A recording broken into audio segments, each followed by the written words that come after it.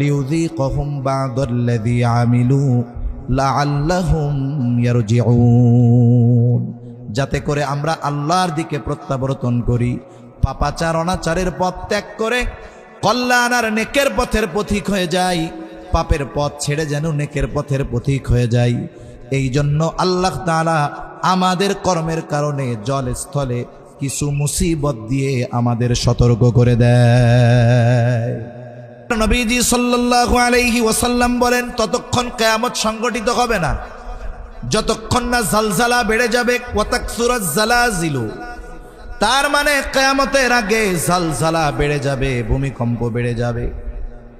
ভূতাত্ত্বিকরা বলেন পৃথিবীর যেই প্লেট আছে, টেকটনিক প্লেট, এগুলো নড়াচড়ার কারণে ভূমিকম্প হয়।